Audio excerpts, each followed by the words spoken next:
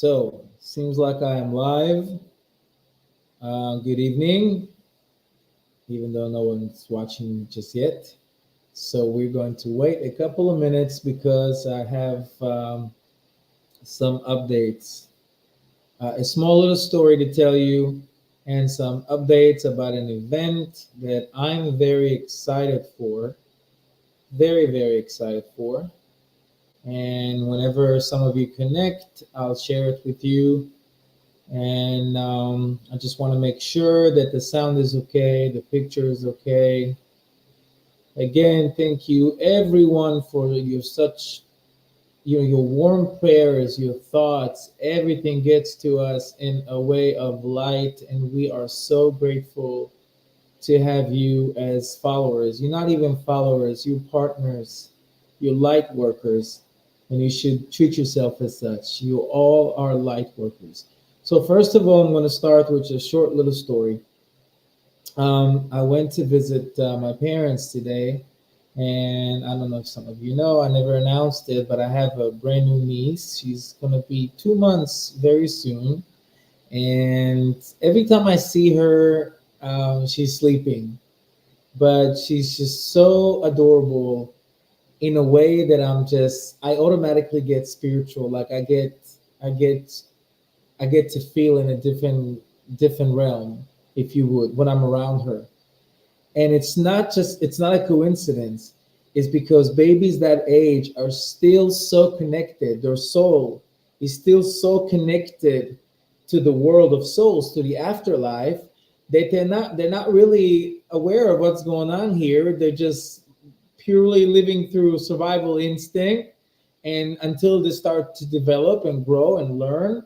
And of course, with that comes the ego and the need and the harsh feelings and whatnot. But when they're babies, when they're infants, these are when they're the most pure. That's why when we are around infants, we automatically get these goosebumps in our belly. We automatically get that smile on our face. Have you ever wondered why you smile when you see a baby? Why are babies adorable? It's not just the way they look. It's we can sense, our soul can sense their soul. So what happened today was that I go and visit my parents and I get to look at her, and she happened to be awake laying in her mom, on her mom's chest. And while doing so, she got to open her eyes and she looked at me right in the eyes. And I looked at her and I smiled. And all of a sudden, I felt as if everything in the house just blurred up, like disappeared. It was like underwater. And it was just me and her. And it was such a connection. And it made me so happy. Like here we are, and it was at the same time there were sirens, and my phone was going off, and my parents talking, and her mom's talking. They're all talking about different things, but they all disappeared. I felt just like my outer body experience when I had my accident. It was just like me and her in the world. And she's looking at me with her beautiful eyes, and she's so pure. And all I remember was that I was so attracted to her innocence, to her life force, to the purity of her soul. So that was very, very enlightening to me. It made me happy for the rest of the day, even though some of you know I'm going through a lot of medical issues. And again, every time there's a spiritual awakening in my life, you know, these negative energies cannot attack me or attack my faith or attack my light or my hope. So all they have left to attack is my physical body.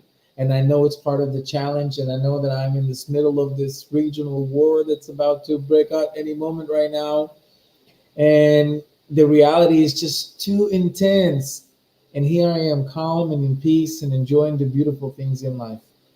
So, why am I doing this live? I wanted to remind you that tomorrow, I think it's 2 p.m. Eastern Time, US Eastern Time. So, 2 p.m. US Eastern Time, I'm going to have a conversation slash an interview, a philosophical debate with the most famous rabbi on YouTube, Rabbi Menis Friedman, he's not like a typical rabbi. He doesn't talk about Judaism. He talks about the universe and God and the souls and all this stuff that we like to talk about and we connect to. And I really want to not only interview him and ask questions because he's so wise. trust me, if there is a spiritual talent that I inherited since my experience, I only had inherited one talent. Besides psychic abilities, anybody can be psychic, by the way. Each and every one of you, when you connect to your soul enough, like when you have this constant intuition, you're psychic. Do you know what intuition is? Intuition is another word, it's a spiritual word for psychic, meaning you know deep inside what's supposed to happen, why something happened, what is about to happen, why are things happening, what you should choose, what's good for you, what's bad for you. You have that internal feeling, which is intuition, which is a minor psychic ability. Now, the higher you get with connecting to yourself, the higher intuition you have, the higher the psychic abilities. Now you can see beyond. You can open more and more and more of the curtain and see. So if you have a near death experience, or if you have like a walking experience, if you have an out of body experience, now you completely tore that curtain apart and you see the whole picture. So I'm going to be talking to the rabbi, and I even prepared. I hope it works. I hope it works. But I prepared a little part for you here to listen to from Rabbi Menace Friedman himself, which is going to be my guest. Again, the link's going to be showing up soon here on the comment section. And I really want you to try your best to tune in or at least watch the replay, because we're going to be speaking about amazing things. I'm going to approach him as somebody who's thinking outside of religion. I'm a soul, and I know my journey, and I know my way to my inner self. And some people need religion to get them to connect to who they are. So, but I don't want to challenge him, but I want to really talk to him from the bigger picture. So I'm really excited. So let me see. And by the way, again, thank you so much for your kind donations of our us trying to escape the war zone. We're in Israel right now, as you know. Things are getting intense. Um, I have children who really need me to be there for them, and I know it's my journey, and I know it's meant to be. But part of my spiritual warfare is manifested to this actual real war, and not only it's making me even more aware, even more conscious, but it's also something that I really, really need to be completely focused on. So we're trying to leave. When I say leave, it's like we're fleeing. We're leaving everything behind. Nobody's buying anything. Stores are closed. Most stores, besides like food stores, are closed. And they're closed because they choose to close because they don't want to get hit by rockets. They don't have shelter next to them, or people are afraid to go shop. A lot of people don't send their kids to school, even though in some areas school is coming back. We are in times of challenge here, and we are trying to go back to America, meaning start our life from nothing, from zero. I have no fear. We have no fear as a family. We have no worries. But if you want to share light and help us out, then feel free to do so by even just sharing this post, sharing that post, because some people are kind enough to help, and it means a lot to us. It gives us the biggest smile on our faces. It's another step back home, and it's amazing. So I'm going to now move to share the screen here. Just give me a second. And I want you to please let me know if the sound works as well. So this is Rabbi Menace Friedman in one of his videos when he's talking about what is God. So check this out.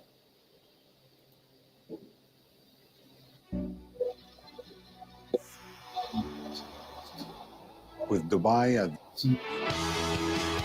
So I think, let's see. He loved. I I can't don't figure. know if this was the right one or not.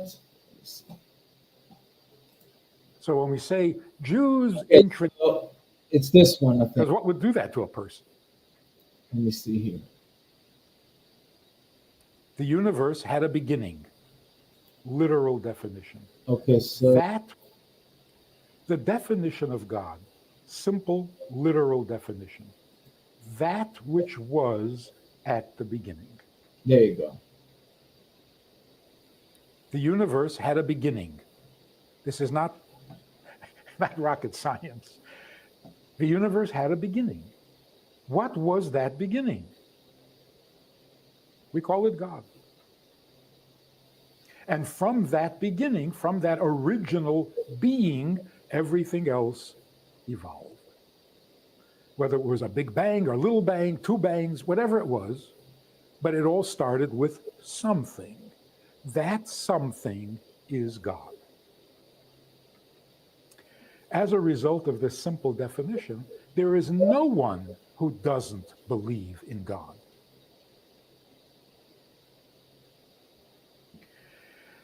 Except people who don't want to think. But the theory of evolution, for example, is a belief in God. But the God that they're talking about is a subatomic particle.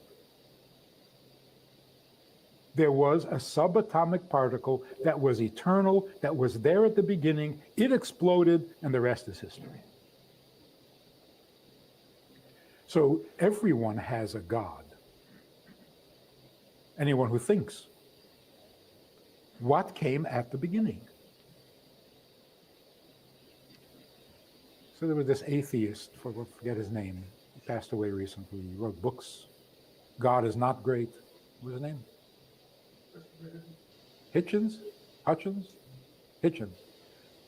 So he was being interviewed, and the interviewer pressed him. You don't believe in any God? No God at all? Not a Jewish God, not a Christian God, no God at all? And he said, no. He said, then how did it start? And he got annoyed. And he said, I don't have to answer that. Okay? You don't have to answer it. I just thought I'd ask. I'm not forcing you to answer, but do you have an answer? He doesn't have to answer that because that's not part of science. That's silly. It's very much part of science. The whole thing, the whole theory of evolution is trying to figure out origins of the universe. What do you mean that's not part of science? So God is a scientific fact. And we're trying to identify it, trying to pin it down. So if you want to refer to God as it, that's fine. That's legitimate. Now, what is the Jewish concept of God? What do we know about God because of revelation, because of the conversations that Avraham had with God, and Yitzchak had with God, and Yaakov had with God? What do we know about God? Take a look at the laws of idolatry. What constitutes other gods that we're not allowed to worship or believe in?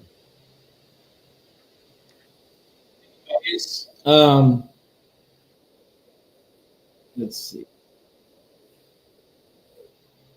Okay, can you hear me now? Good. Anyways, I'm very excited for tomorrow because we're going to be asking questions about different things like the journey of the soul. Like the main conversation will be focused on not who is God, but the journey of the soul. What happens after we pass? And I can't wait to hear his perspective. And I can't wait to try to add to it, to get inspired by it, to debate it, whatever it might be. But I'm excited to bring it to you guys. So remember the story that I told you earlier when I started this live. I found my soul today. Not only did I do every time I wake up next to my wife and appreciate everything she does with me, not for me in life. And it's really important. Those of you who get married, and one day I'm going to do a live just about that. Those of you who are married or were about to get married, you do with each other, not for each other. You merge. It's a teamwork. You have to love in all levels and in all situations. And to know and that trust understanding, affection, good words, all these things are built in. You never have to work for them with your true partner. So it's really, really important to give appreciation to my wife who enlightens me daily and motivates me daily to do that, because when I'm calm, to be myself, when I'm taken care of in a way, when I'm surrounded by love, it's really, really easy to spread love. I don't have any negative thoughts. I don't have any ifs, says, or buts. I just exist every day, and I'm thankful. And the most important thing, when you have true love from the right spiritual reasons, you share miracles together. You share the secrets of the universe together. You share many, many thoughts together. You communicate with telepathy in an amazing way, almost like just two souls communicate with one another without their bodies need any stimulation to do that or any motivation to do that. And I think it's beautiful. But looking at my niece today, who's only 2 months old, that means she's still 7 months in the realm of the afterlife. While she was in the womb, her soul was still roaming the afterlife. I was making eye contact with her for the first time, because every time I used to visit her, she was sleeping. And this is the first time that I see her eyes. And you know how the eyes are the windows for the soul? That was just amazing to connect with an infant child. If you want to connect to yourself and you know somebody who's got an infant, or if you have an infant or baby at home, look at them in the eyes. Look at them in the eyes and try to make some sort of telepathic contact. Trust me, they will recognize and realize that way more than coochie coochie moo or toys or sound or all these things. This is how you stimulate their brains and physical body. But if you want to connect to a soul in the easiest way and to feel the butterflies in your stomach, hold an infant or a baby or look at them in the eyes and try to communicate with them just with your thoughts, just with your feelings, just with your love, and you'll see what it does to you. You will be answered telepathically too. You will feel like a punch in your stomach. And that happened to me today early. It happened to me because I know it's real. So, everybody, thank you so very much. And remember the things I'm telling you now. We are going through some trying times right now in the world. This is why I'm getting all these diseases, and I know it's connected. I might have pancreatitis, like issues with my liver, with my pancreas. Don't even ask. My back surgery, I'm still not fully recovered. And a war going on. There's a lot going on in the physical that's supposed to and trying hard to keep me from doing what I'm doing now. But my wife knows, she's sitting right there, that I'll never give up on going live and spreading the truth and spreading a message of love and bringing the spirituality into people, because this is what we need nowadays. We need this. You have to understand how this Libra scale works. When there's too much physicality, when there's too much going on in the world as far as chaos, the spirituality going up while the world's going down, where the reality that we know is going down, our spirits are going up. Our hope, our union, our prayers, everything has more meaning to it, and vice versa. When we think that just we can enjoy life and we're just selfish and we don't care about them and we don't care about this and we don't care about that, we care about ourselves. We create a collective that is high in physicality, high in illusion, high in lies, while the spirituality is going down. So always stick to spirituality. This is the only thing that's going to get you through what this world is about to experience. I tell people all the time, if you have a spiritual awakening now, it's for a reason. The world will need you. The people who love you will need you. We need the spiritually strong to withhold and change anything or any destiny that we're supposed to experience as a collective. Always remember that and remember your part. Remember your personal journey and remember that with that there is also a collective journey. That's why we all share this globe together, this planet Earth, and they're all connected. Everything is connected. We are connected to the divine, we're connected to God, we're connected to each other, and we're all together connected to God. So one way or another, find a way to connect with people with light. If they don't give you light, don't be around them. If you can't give light, don't be around them. When you connect with people, it doesn't matter if it's a customer service representative, try your best to give them light. Try your best to make them know they're appreciated, they're loved. That's what we need. It all starts with small, small things. People ask me, how can I share more light when I do one-on-one sessions? I say, you know what? Next time you're on the phone with a customer service representative, instead of like average people that get mad at them, be like, you know what? You're doing a wonderful job today. I really appreciate you. You sound really sweet. And then hang up. And then I promise you that the other side is going to get that. It's going to go in. It's going to be accepted. Smile at somebody. Offer to help. There's times you can go to the supermarket. Somebody's coming in. Just let them go in front of you. Make them feel special. Humble yourself. Get rid of your own ego. Be higher in spirituality. Give in everything physical in order to do something spiritual. That's how I learned to live my life. And when you live your life like that, you live a life of a meaning. You live a life without any fear. You live like you know you have a mission, a spiritual mission. You react to things that happen to you and you try to be humble and you try to find strength around the people who give you strength and you try to be connected any way you can. That's the only way to do it. I enjoy doing what I'm doing even though I'm physically ill. I know my kids are missing me and worried about me and I'm worried that something's going to happen. No, I'm not.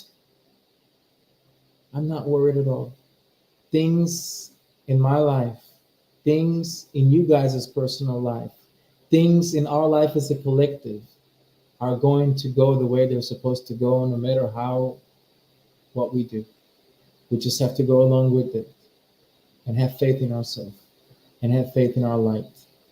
This world is not even a 1 billionth of our experience in this universe, in these realms of consciousness. So, but at the same time, you have to give it the most importance because this world is a world that limits us.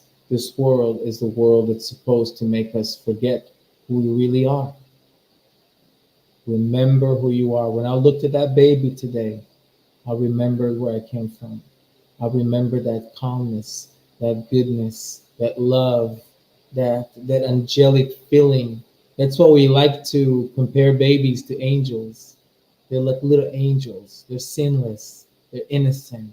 They're pure souls who took a physical body for the first time, and she was grumpy in the beginning because she had gas and she just couldn't get their food. She couldn't get the bottle right in her mouth and she was cranky. And I was like, and then when she was sleeping, she was so peaceful. When she looked at me, she was so peaceful. So you can see a beautiful soul is trying to adjust and merge to this physical body until we get to who we are as adults. Always remember where you came from so you can know what you're about to do, so you can know then where you're heading. Thank you so much, everybody, for watching and listening.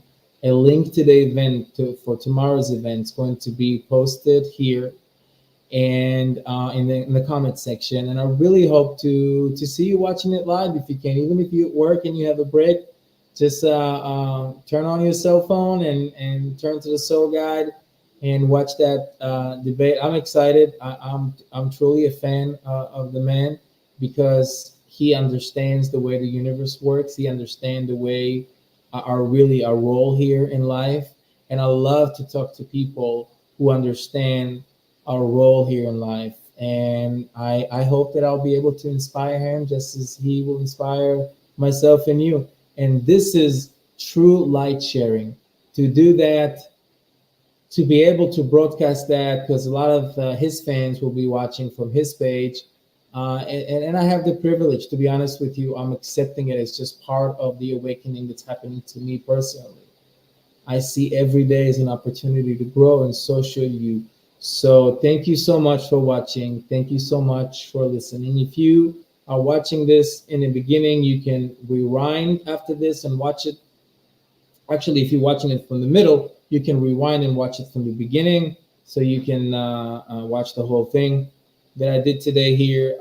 Please continue to pray for our safety, return home to the U.S. Even though I love here, I pray for peace. I pray for just everybody to get alone and focus on what they need to focus on. But we are experiencing things in the world that are beyond the physical. These are spiritual manifestation that's causing the world to be a very unstable place. So the last of us can wake up and trust me that only salvation will come out of this, no matter what your faith is. So thank you so much for watching. Thank you so much for listening. Please be kind and share this video and share our GoFundMe page. We're really trying to get out. I know it's the time to do it because it's going to be dangerous. And you know, we have a little girl here who's traumatized, and it's not a safe environment right now for her. But at the same time, my prayers goes to everyone here to have to go through this. You know, it's you can see the collective consciousness. You can see that everybody here is going through the same thing, the same fears, the same thoughts, the same plans, the same uncertainty. So you see how major event can make us unite, can make us really just confused or not know what's going on, or scared for some. But I know the bigger picture, and I'm not afraid. And I'm going to increase doing what I'm doing. And I hope that you guys will continue to tune in and watch. And that's it. So from here, the Holy Land, Israel, where there is war going on right now, I wish you all a beautiful day or night or evening. Depends where you're at in the globe. I wish you beautiful time of light, love, compassion, and the ability to do good deeds and pick them up just like diamonds from the floor. They're easy to find. So thank you so much for watching and listening.